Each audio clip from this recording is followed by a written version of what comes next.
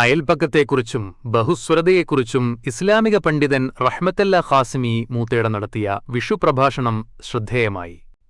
അയൽപക്കത്തെ അച്ഛൻ വൈകുന്നേരമായിട്ടും വന്നില്ലെങ്കിൽ അവർക്ക് വിഷു കഴിക്കാനുള്ള പൈസയും പടക്കം വാങ്ങാനുള്ള പൈസയും നൽകേണ്ടത് മുസ്ലിമായ നിലക്ക് എന്റെ കടമയല്ലേ? അത് എന്റെ കടമയാണ്. ഞാൻ ആ ഇസ്ലാമിലാണ്. അവൻ എന്റെ അയൽക്കാരനാണ്. ഇതാണ് ദീൻ. നാട്ടിലെ ബഹുസ്വരത തകരാതിരിക്കാന് ഇതൊക്കെ ശ്രദ്ധിക്കണമെന്നും റഹ്മത്തുള്ള ഖാസിമി തന്റെ പ്രഭാഷണത്തിൽ പറഞ്ഞു.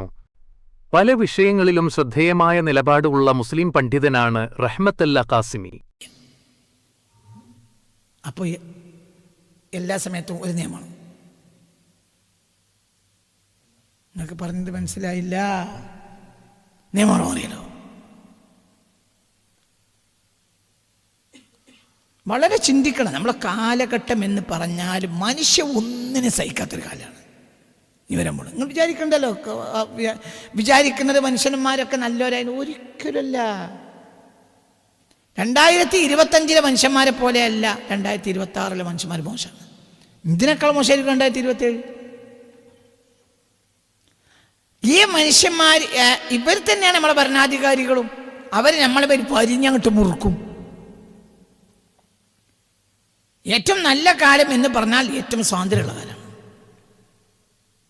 ബാക്കിയൊക്കെ റബ്ബ് തീരുമാനിക്കും. മനസ്സിലാവുണ്ടോ? വളരെ നമ്മൾ ചിന്തിക്കണം. അതുകൊണ്ട് ആ കിതാബിൽ അങ്ങനെയുണ്ട്, ഈ കിതാബിൽ ഇങ്ങനെയുണ്ട് എന്ന് പറഞ്ഞു പോരരുത്. അവിടുത്തെ സാഹചര്യം കൂടി നമ്മൾ മനസ്സിലാക്കണം.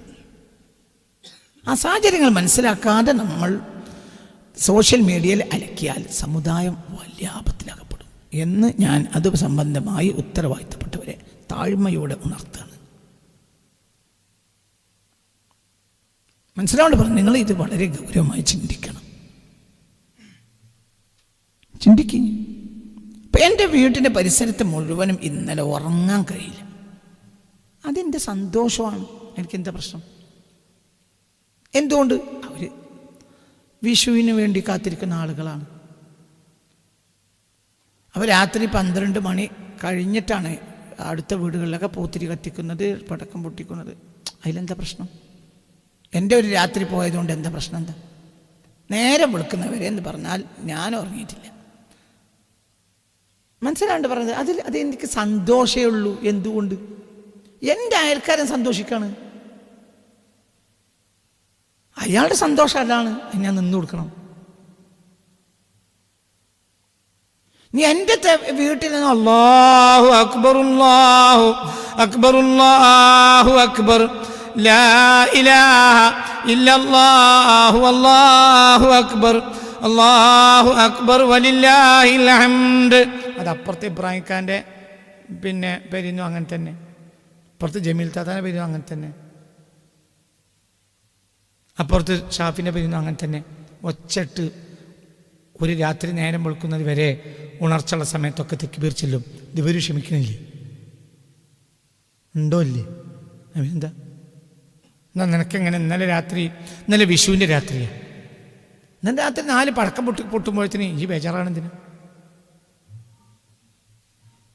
ഇതൊന്ന് നിർത്തിയെങ്കിൽ മതിയായിരുന്നു പറയണം. എന്തിനാ എനിക്ക് പറയാൻ? എന്തിനാ? നിന്റെ എന്തൊക്കെയോ കാര്യങ്ങൾ അവർ ക്ഷമിക്കുന്നില്ല.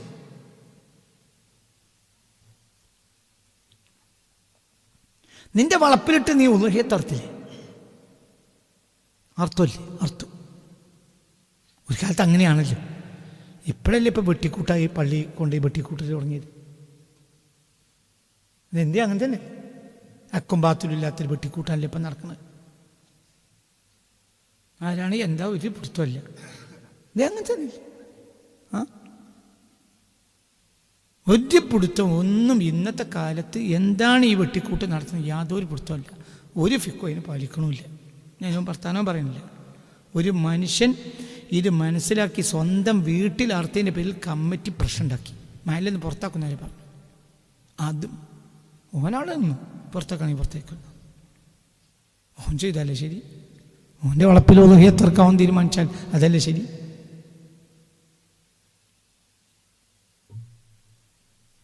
എൻ്റെ വാപ്പ മരിക്കുന്നത് വരെ എന്നെ പറമ്പിലിട്ട് ഉളുഹിയത്തർക്കും.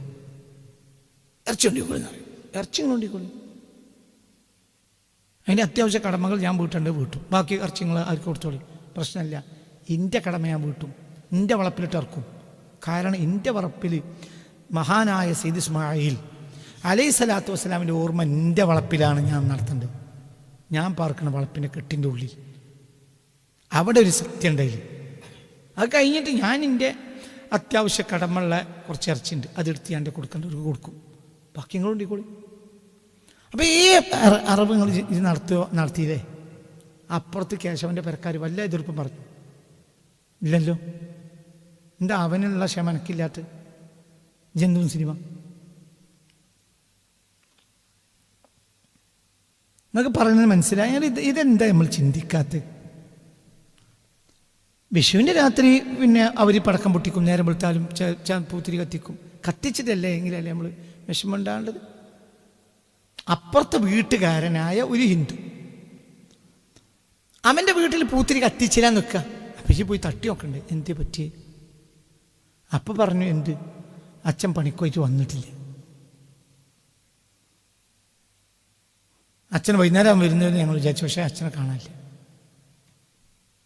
എങ്കിൽ അവർക്ക് വിഷു കഴിക്കാനുള്ള പൈസയും പടക്കം വാങ്ങാനുള്ള പൈസയും കൊടുക്കേണ്ടത് മുസ്ലിമായ എനിക്ക് എൻ്റെ കടമയല്ലേ? ആണോ? അല്ലേ? അതിൻ്റെ കടമയാണ്. ഞാൻ ആ ഇസ്ലാമില്ല. എന്തുകൊണ്ട്? അവനെൻ്റെ അയൽക്കാരനാ. എന്താ നിങ്ങളിത് മനസ്സിലാക്കാത്തത്? ഇതാണ് ദീനടോ. അൽഹംദുലില്ലാ ഓൻ്റെ അച്ഛന്മാർ അച്ഛൻ വന്നിട്ടില്ല അത്രേ. നന്ദി, നമുക്ക് ഈ വിഷുവിനെങ്കിലും നമുക്കൊന്ന് സമാധാനത്തിൽ കടന്നുറങ്ങാലോ. നിങ്ങൾക്ക് പറഞ്ഞ് മനസ്സിലാവുണ്ട്. നിങ്ങൾ വെറുതെ തലാട്ടണ്ട, സൗകര്യമുണ്ട് തലാട്ടം. നിങ്ങൾ അടുത്ത ക്ലാസ് വന്നോളൊന്നും എനിക്കില്ല. എൻ്റെ ദീൻ ഇങ്ങനെയാണ്. മനസ്സിലാവണില്ല? എൻ്റെ അടുത്ത് ദാസൻ താമസിക്കുന്നുണ്ട്. ദാസൻ്റെ വീട്ടിൽ നിന്ന് പൂത്തിരി കത്തിച്ചിട്ടില്ലെങ്കിലാണ് എനിക്ക് ബേജാറാവുണ്ട്. ഒരു പൂത്തിരി കത്തിക്കണവരല്ലേ, ഒരു പടക്കം പൊട്ടിക്കണവരല്ലേ. എൻ്റെ അപ്പോൾ ദാസൻ്റെ ഭാര്യ നമ്മളെ ഭാര്യനോട് പറഞ്ഞു, ഇന്ന് വെക്കുക, ദാസേട്ടന് 2 ആഴ്ച പണിയില്ല. എങ്കിൽ ഇനി എൻ്റെ ബാധ്യത എന്താ?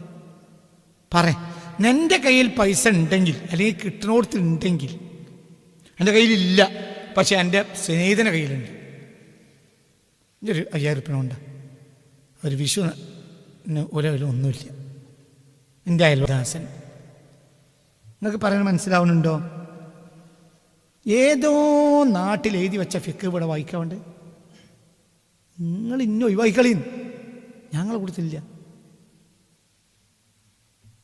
മനുഷ്യത്വത്തിനപ്പുറം ഒരു മതം പഠിപ്പിച്ചിട്ടില്ല.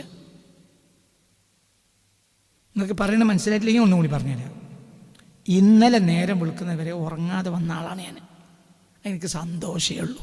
എന്തുകൊണ്ട്? ഞാൻ രാവിലെ ഇറങ്ങിപ്പോരുമ്പോൾ എന്ന സമയത്ത് ഞാൻ ഈ സത്യം പറഞ്ഞു, ഞാൻ രാവിലെ ഇറങ്ങിപ്പോരുന്നു, ഞാൻ മൂസക്കുട്ടി വരിക. ആ ഇറങ്ങിപ്പോരുന്ന സമയത്ത് പിന്നെ എൻ്റെ അയൽ വീട്ടിൽ ഒന്ന് നോക്കി, സൂക്ഷിച്ചു നോക്കി. സത്യമാണ് ഈ പറയുന്നത്. എൻ്റെ റബ്ബിനെ മുൻനിർത്തി പറയാൻ ഈ പറഞ്ഞ വർത്താനം. എൻ്റെ അയൽ വീട്ടിലേക്ക് ഞാനിങ്ങനെ എത്തി നോക്കി. ഞാനങ്ങനെ എത്തി നോക്കുന്ന ആളല്ല.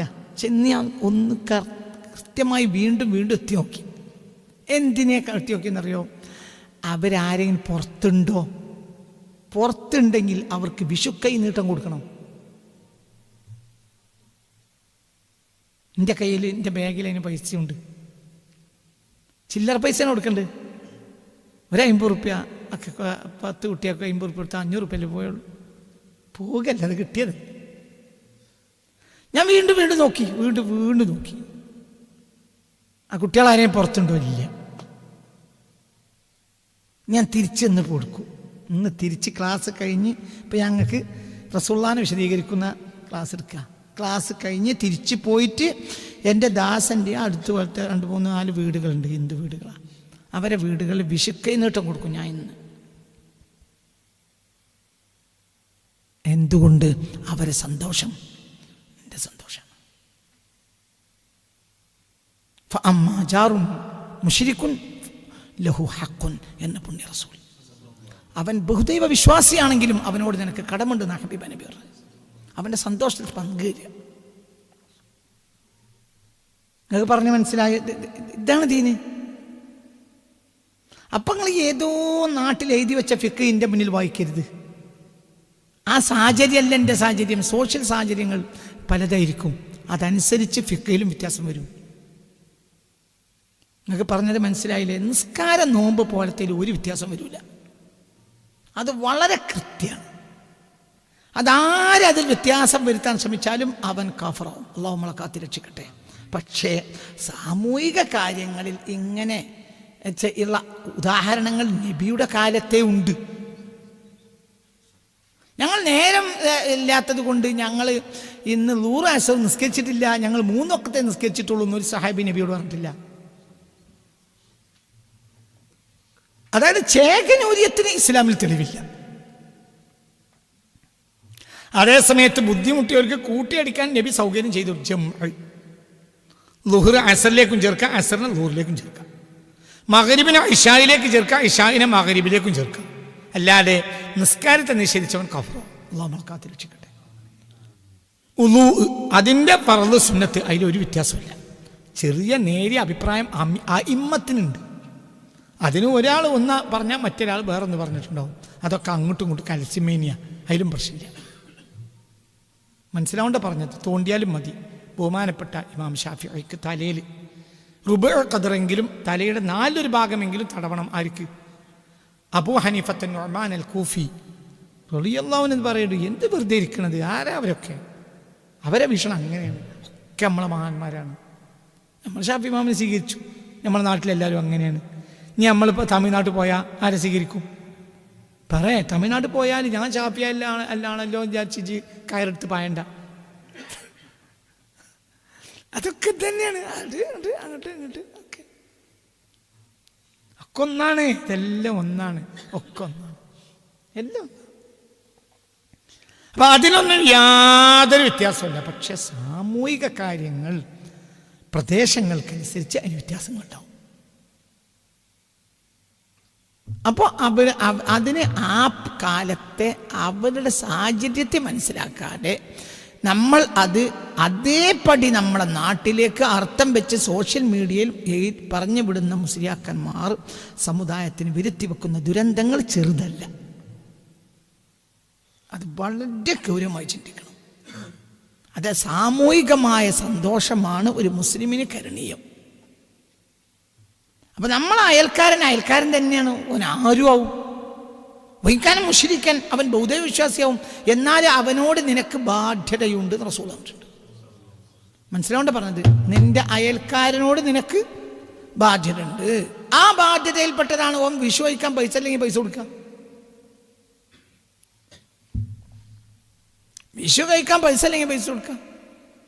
മലക്ക് പോകാൻ പൂതിയുള്ള ആൾക്ക് തുണി വാങ്ങാൻ പൈസ ഇല്ലാത്തതുകൊണ്ട് ബാപ്പ പൈസ കൊടുക്കാൻ ഞാൻ കിട്ടുന്നുണ്ട്. ഞാനും കൊടുത്തിട്ടുണ്ട്. പൈസ ഉള്ളോന് ഈ കൊല്ലത്ത് തുണി എൻ്റെ വക ജോയിക്കോ, അങ്ങനെ ഞാൻ കൊടുത്തിട്ടുണ്ട്. നമ്മളെ കൂടെ ഒരു ഹിന്ദു ആയ സഹോദരൻ ഉണ്ടായിരുന്നു ഒരിക്കൽ. അപ്പം അവന് മലക്ക് പോകണം, അതിന് പൈസ ഞാൻ കൊടുത്തു. നിനക്ക് കറുത്ത തുണിയും മുണ്ടും എന്താണ് വാങ്ങേണ്ടത്, അയച്ചു വാങ്ങിക്കോ, അതിന് പൈസ ഞാൻ കൊടുത്തു. മനസ്സിലാവേണ്ട പറഞ്ഞത്, അതവന് സന്തോഷം. എന്തുകൊണ്ട്? അവൻ്റെ സന്തോഷം. ആ സന്തോഷം മറക്കൂല. എന്നും പറയാം സന്തോഷം.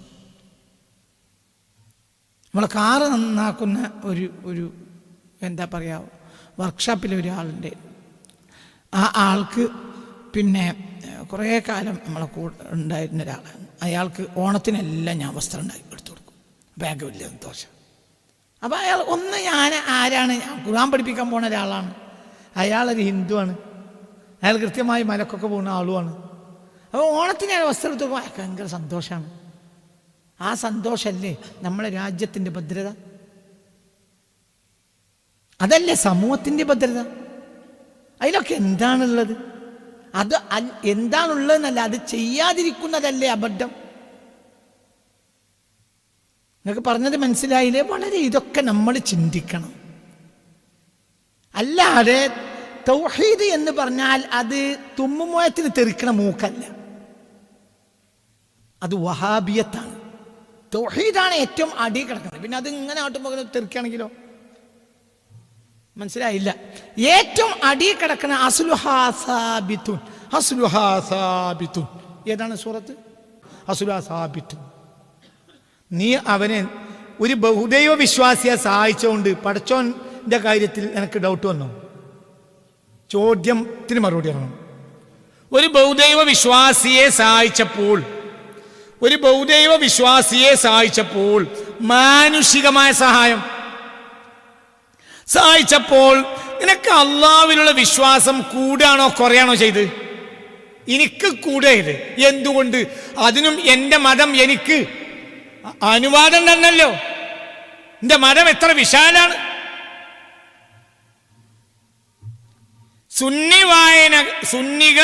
സുന്നി മുസ്ലിയാക്കന്മാർ വഹാബിക്ക് വായിക്കരുത്. അവർക്ക് ഓണത്തിന്റെ ചോറുന്ന ശിർക്കാവും പൊളിഞ്ഞു. അതെങ്ങനെയാണ് തൗഹീദാകുക? അസ്ലുഹാ സാബിത്തുൻ.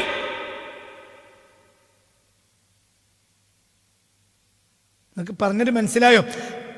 ഏത് പാറയും പൊട്ടിക്കാം, എന്ത് പൊട്ടിക്കാൻ പറ്റൂല? നിന്റെ ഉള്ളിലുള്ള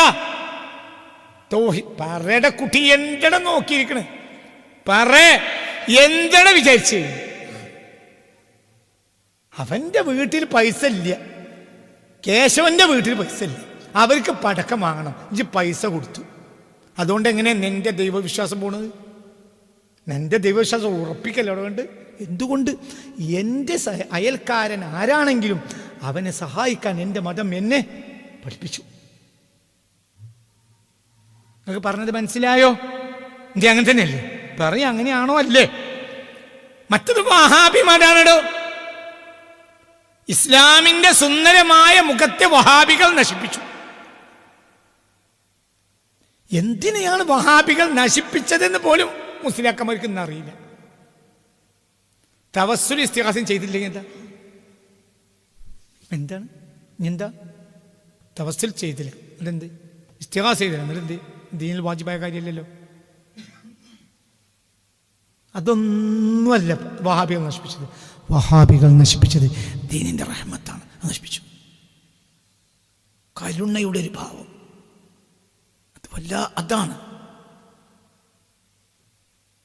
ഞങ്ങൾ മുസ്ലിങ്ങൾ തമ്മിൽ ഇർഹമു ഇർഹമു, കരുണ ചെയ്യൂ.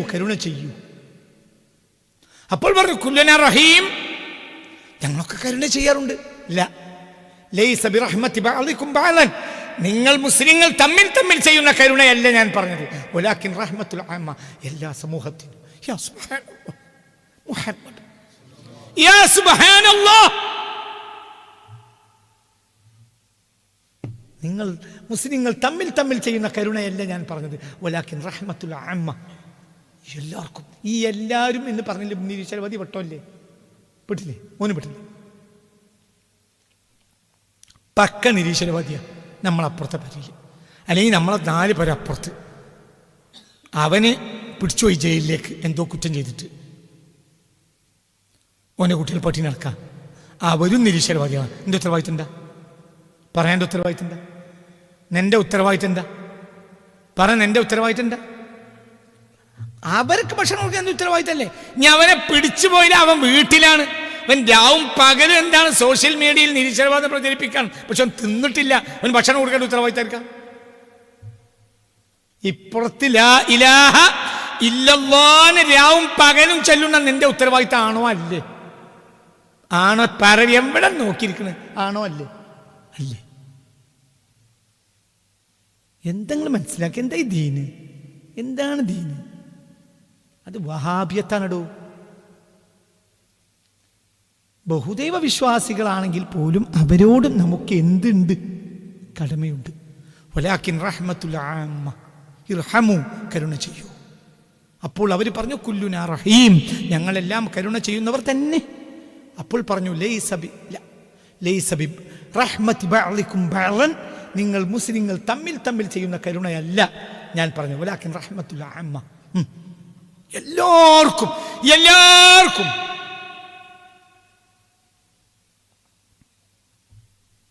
വലാകിൻ റഹ്മത്തുൽ ആമ്മ, എല്ലാവർക്കും.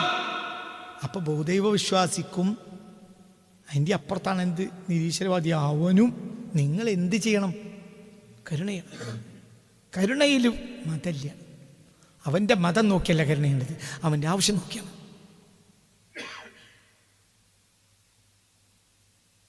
നമുക്ക് പറഞ്ഞത് മനസ്സിലായില്ലേ? ഓൻ 12 കൂട്ടാനും ചോറുമാണ് വിഷുവിന് വെക്കുക, 4 കൂട്ടാനേ ഉള്ളൂ. വിഷുവിന് തന്നെ അവൻ ഭക്ഷണത്തിന് വിളിച്ചു. അപ്പോൾ ഈ പോയി ഭക്ഷണം കഴിക്കുമ്പോൾ വിഭവങ്ങളൊക്കെ കുറച്ച് കുറവാണ്. ഇനി ഒന്ന് ചോദിക്കണ്ട, ഓൻ എന്ത് ചെയ്യും? വൈകുന്നേരത്തെ ഭക്ഷണം ഇതിനേക്കാൾ നന്നാക്കി ഉണ്ടാക്കട്ടെ.